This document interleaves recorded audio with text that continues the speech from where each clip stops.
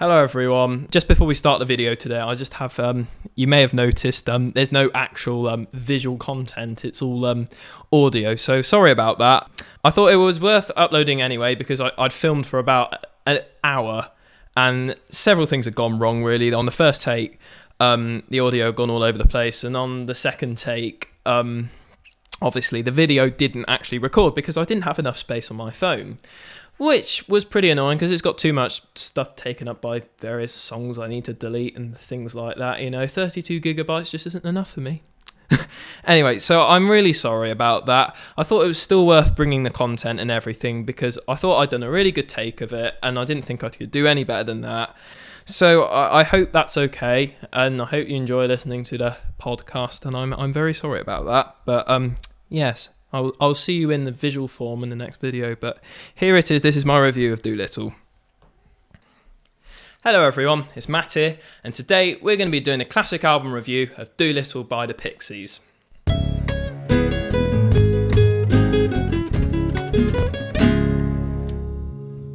Now here I have with me the CD version of Doolittle.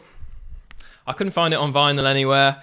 I've been looking for a while. It's on Amazon and stuff for a lot of money, basically, and I haven't got a job. So the CD was all I could really afford because it seemed pretty rare from what I could tell. But anyway, the CD's all right, it's not vinyl. But anyway, we'll cover the difference between that CD and vinyl in another video. But anyway, that's not what we're talking about. And the booklet's pretty interesting and gives a pretty good feel for what the album is like. You got lots of weird, wacky, interesting, odd pictures. Like some of the examples would be like a spoon with a lock of hair on a woman's tummy, a sort of a braided rope with a little locket beside it. You got one of a crab. Loads of numbers by the song lyrics and everything. You have like a pelvic bone and a high-heeled shoe. It's hard to show you with the mic in the way, but anyway, it's a weird bunch of pictures, all in a sort of sepia kind of tone.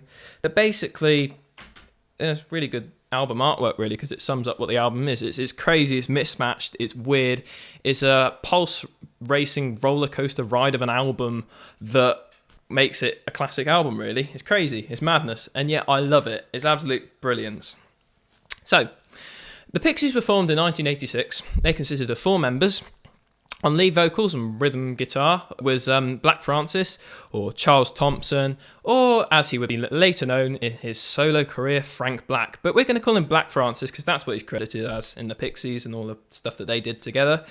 And he was known for his somewhat unconventional way of singing. He did sing sometimes, but to be fair to him, and it's brilliant singing, but he'd also shout, and he'd wail, and he'd yelp, and he'd whisper like a creepy serial killer, but it worked really well, and it did such a fantastic job of conveying the feeling that they were trying to put across. On lead guitar you had Joey Santiago, who's one of my favourite guitarists ever, as I say a lot. His very intricate style was characteristic of the Pixies. He'd used very sort of fuzzy, grungy kind of guitars that I think influenced a lot of bands. The Pixies themselves influenced a lot of bands. I mean, it was thanks to them, you could argue, that the grunge movement started. Artists like Nirvana and Radiohead and Weezer were all influenced by the Pixies. Kurt Cobain once said that when he was writing Smells Like Teen Spirit, he was just trying to rip off the Pixies. But anyway, I love the way that Santiago is always trying to... He finds spaces in the music and he fills it with his guitar. The guitar lines are fantastic on some of the songs, like Hey and Here Comes Your Man, to name a few examples of just... He's very laid back, very, very lax guitar, but it really works compared to the craziness of the rest of the music. On bass, you have the queen of cool that is Kim Deal. Very, very cool person. Very, very, She seems kind of laid back. Her backing vocals are creepy though. They're like really sort of... There's something about them that doesn't quite sit right, and it just puts you on edge a bit. It's weird. In the songs like Gouge Way on this album, it creeps you out a bit. It's a bit haunting. They're very haunting. Kim Deal has one songwriting credit on this album, the 14th track, Silver, but in the past she's notable for writing, or co-writing at least, I'm not sure if she wrote that one entirely herself, the hit single Gigantic, which is one of the Pixies' biggest songs. That was off Surfer Rosa, their first album, where she was credited as Mrs. John Murphy, who was her ex-husband. And finally, on drums, you have David Lovering, who was he went on to become a magician after the Pixies split up. And he had, his style of drums really went along with the music. It was quite raw in a sense, but also very intricate. On songs like Debaser, his tom work is fantastic and really works with the rest of the band. So the Pixies went on to release Doolittle in 1989, and this was part of their original run of albums, which stretched from Surfer Rosa, which was released in 1987, all the way up to Trompe le Monde, which was released in 1991, after which Kim Deal and Black Francis fell out, and there was a lot of tension in the band, and they all went their separate ways, really. Kim Deal formed the Breeders with her sister, Kelly Deal, her twin sister, where she could play lead guitar instead of bass guitar, which she played in the Pixies. And Black Francis went on to have his own solo career, where he was known as Frank Black. He released an album called Teenager of the Year that's in one of these books I have about 1001 albums to hear before you die. I haven't listened to it. I need to listen to it. That's something I'll get around to. Joey Santiago went on to compose film music, and as I said, David Lovering became an educational magician.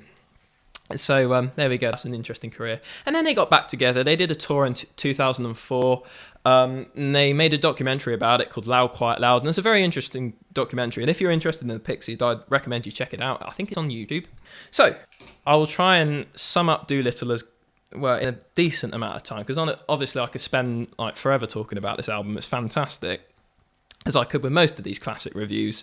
But I'm going to try and condense it down. A lot of this may be edited out. So, you might not hear a load of this madness. You'll soon see. Anyway, so we'll do a quick track-by-track review. Starting off with my favourite Pixie song, which opens the album, Debaser, which is Black Francis's interpretation of the Luis Buñuel and Salvador Dali film Un Chien Andalou, which was released in 1929. It's a surrealist film. It's a bit weird. It was very weird. I mean, I haven't watched it, but I've watched a few of the scenes on YouTube because I was curious as to what it was about. And some of the most famous scenes, there's one where you've got a man who's got a wound in his hand and you've got ants crawling out of it, which is quite odd. But the weirdest one, and probably one of the most famous scenes in surrealist cinema, apparently, is where you have a woman whose eyeballs are being sliced open by a razor blade. So that's not very nice. But it sure fascinated Black Francis, who seemed to go absolutely mental about it on this song. And it's a great introduction to what the sound of the album's going to be like. Pretty much madness. It is a bit different from Surfer Rosa. You can definitely hear it because they got a different producer on this album. They had Gil Norton, who went on to produce the Foo Fighters, I think. Colour and the Shape was produced by him, I know that. As opposed to Steve Albini, who worked with Nirvana on In Utero, which was a massive album.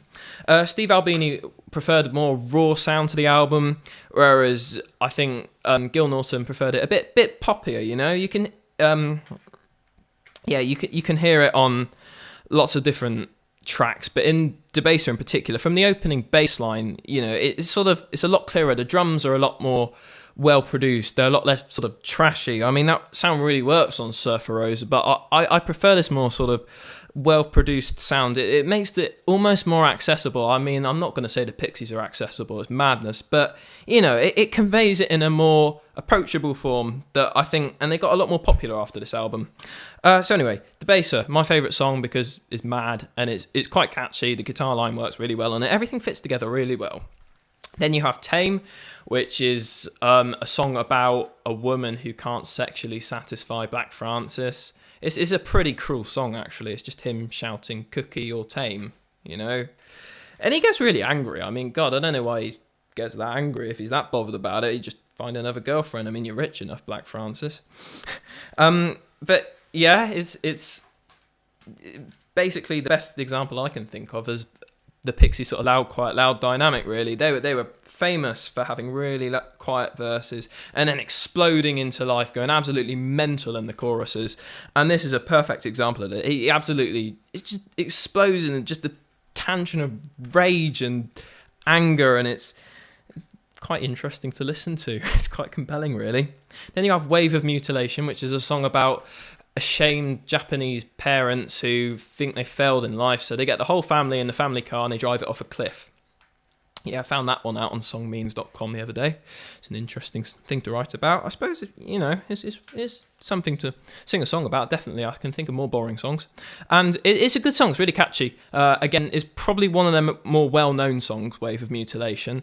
It's not my favourite by the Pixies. It's definitely not a bad song, but, I think a lot of it's probably overrated in comparison to songs like Debaser and Here Comes Your Man and Number 13 Baby and Hey, and then, but anyway, it's a cool song, and it works really well. It sort of flows off the back of Tame really nicely. Then you get I Bleed, which starts with the opening sort of bass line, and it's a very creepy song, very unnerving. This is a very good example of Kim Deal's very creepy backing vocals. And I think this song is about just being quite bored with life, basically, as loud as hell, a ringing bell, behind my smile, it shakes my teeth, it's like, it's not the happiest thing to write about. None of these songs have been that happy so far. But then that takes a change when you get to Here Comes Your Man, which is a lot happier, a lot poppier. It's the poppiest song the Pixies have ever written. It was written by Black Francis when he was like probably younger than I am at the moment, which is rare in most cases when you're talking about alternative music. He was about 15 at the time, I think, and he just wrote it on his acoustic guitar. But the song is brought to life by Joey Santiago's fantastic guitar lines. The solo after the first chorus is just to die for. It's beautiful it is. It's just a few notes, but he just plays it so well. Puts so much feeling into it. It's brilliant. Yeah, it's just a nice pop song, really, about a guy who's coming to pick up a girl from her house. And yeah, read what you will into the lyrics. They're a bit weird.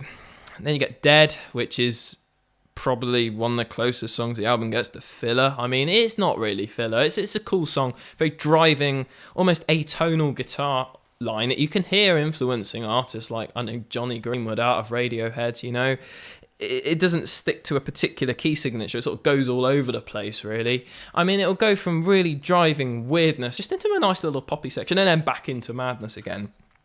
But anyway, Dead sits quite well in the album because it separates out the two singles, Here Comes Your Man and Monkey Gone to Heaven, the seventh track on the album. This is a song about global warming, I think, about how humans aren't treating the world right, and it's about animals dying as a result. Again, not a very nice thing to sing about, but it's worth bringing up, and you wouldn't have guessed it because it was it's a really poppy song. You can understand why they released it as the first single. The bass line almost shimmers. It does. Honestly, it's probably the best example of Gil Norton's production on the album. It's just quite a poppy song. I mean, you could probably hear it on the radio. Not like the main radio, of course, but Radio X or something, or Radio 1, I don't know if you were lucky, I don't know. So anyway, after that you get Mr. Greaves, which is like a sort of, starts out kind of reggae-ish, and by the end of it you got a power ballad. I haven't got a clue what this song's about. I hear something about it being Neptune's only daughter, something about the Roman god Neptune maybe. I don't know, but it's a cool song, it's quite laid back. I thought, well, this is a change in pace after Monkey Gone to Heaven. But, then it sort of went up to life a bit. It's an interesting song. It's probably one of the weirder songs on the album. You get Crackety Jones, which is fast-paced, under 3 minutes, just absolute chaos again. All about Black Francis's old roommate, who was called Jose Jones, and he was a bit of a wild child by the sounds of this. It's a crazy song. It's just really fast. The drums are all over the place. It's madness, but it's brilliant. And then a complete contrast from that again. I mean, honestly, the contrast between songs on this album, the track list really works. Then you get, what's it called? Then you get La La Love You, which is sung by the drummer, by David Lovering. And it's, again, a weird song, but not weird in the same weird you'd expect of the Pixies. It's like a crooner kind of song. It's just him singing about, I'm not quite sure what. It's quite funny, actually. It opens up with him shouting, shake your butt, not so hard. Shake your butt, not so hard. It's just weird. But, I love it. And you got all these weird whistling sounds and everything. It's kind of cool. It's chill. It's a chilled out song. After that, track 11 is Number 13 Baby, which is one of my favourite songs off the album. I didn't like it at first, but I sort of got to know it a bit, and I really like the outro. Again, this is another example of Joey Santiago's fantastic guitar playing. It really works, the outro does. Black Francis sort of shrieking around like a very angry child about about something. Again, I'm not sure what this song's about, but, you know, it's got quite negative connotations again, number 13 and all of that. I won't sing some of the lyrics to you because they're quite rude in places, but there you go. So that's an interesting song. Track 12 is There Goes My Gun, which is a song about losing your gun. it's I don't know, it's the closest the Pixies come to surf rock, you know. You're getting all these kind of genres. I mean, on La La Love You, you've got like your crooners, your swingers, all that sort of thing. The sort of thing you'd hear on that Len Goodman album, if you know, you've heard of that. You probably haven't if you're over in America, but there you go. You got Complete Chaos, but There Goes My Gun's probably, it's quite a nice song. You got like a little bit of counterpoint going on, 2 vocal lines for Kim Deal and Black Francis and everything. It's very nice, very cool song. Then you get one of my favourites, Hey, which is probably the coolest song the Pixies have ever done. It's a cool song, it is. Again, I'm not quite sure what this song's about. A lot of the songs by the Pixies, I haven't got a clue, because Black Francis just sings about nonsense. About being chained, you know? That's probably the only word I can really make out about it. But, you know, again, the backing vocals work really well on this song. It's very cool. The bass line and the guitars fit together very nicely. There's a very nice solo, there is. One of my favourite guitar solos possibly ever. That's a bit dramatic, but there you go. Just really chilled out. Just so characteristic of Joey Santiago to play that, and it's like he's got a lot of distortion on his Les Paul. I mean, and the way that you got a really heavy guitar that he's playing, and quite a slinky light tone that Black Francis would have played on his Telecaster. The two sort of juxtapose each other and work with each other really well. The bass fitting together in that as well. It fits together really well. It's a perfect example of the Pixies song that's really well constructed and kind of funky and kind of, you know, it's got a bit of a groove to it. It's a very good song. I recommend you listen to that one. I recommend you listen to all of these. Go. Then you get Silver, as I said, Kim Deal's only songwriting credit on the album, which is a bit of a shame because as she showed with the Breeders, she could really write some brilliant songs, you know. I mean, yeah, I suppose that was the reason they split up, really, because I think Kim wanted more creative control and Black Francis didn't want to give it to her. I don't know. I think that's what I've heard. Silver as a song, I'm not quite sure what about. It sounds like the sort of thing you'd hear in like a country and western film, you know, like a cowboy film, that sort of thing, you know. Between a shootout, you know, you got the close-ups of their eyes and everything, you just hear this in the background. You can practically visualize the tumbleweed going across your eyes as you listen to it. It's a bit more laid back. Again, probably one of the closer songs to filler on this album, if there is such a thing. Really, is a brilliant album. But it's basically a little pause again, a bit like Dead is between Monkey and Here Comes Your Man. Silver's a bit of a pause between Hey and the outro, my other favourite Pixie song, Gouge Way, which is an absolutely fantastic song. It's a nuclear bomb in a song. If you thought Tame was like an explosion, just listen to Gouge Way. The way it builds up, the driving guitar that Joey Santiago plays above the bass line, the pretty simplistic bass line. You've got these very creepy backing vocals going on. The song's about biblical violence, I think, in the Old Testament, about someone who's presumably had his eyes gouged out, you know, like in that Bond film, the new Bond film, you know. Again, very violent. The Pixies are very violent, probably less so on this than Surfer Rosa, but still, you know, it's not the sort of album you want to play to your kids. Let's just put it like that. But it's a brilliant song. It roars into life in the chorus. You can practically hear the influence that it had on Nirvana, but it's even better in a way. I mean, sorry, I love Nirvana, but, you know, it just works so well. So anyway, and it ends the album fantastically as well, you know. Once that's done, you just feel almost invigorated, you know, by it. It's a good album to listen to in the morning. So there you go, that's Doolittle. Madness, craziness, weirdness, and awesomeness. It's a fantastic album.